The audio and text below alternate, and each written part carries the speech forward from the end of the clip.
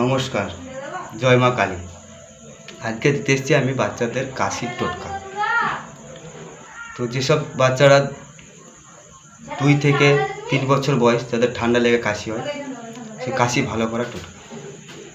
তা আপনারা কী করবেন, লজ্জাবতী গাছ দেখবেন, দেখে পূর্ব দিকে মুখ করে রবিবার দিন তুলবেন।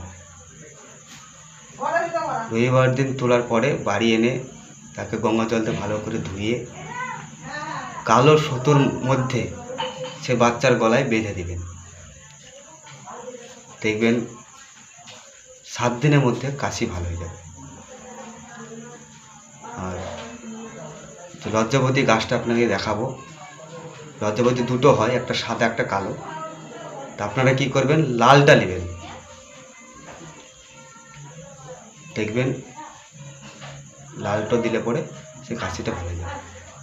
এই নিয়ে লজ্জাবতী নিয়ে অনেক কাজ আছে, সেটা পরে বলবো।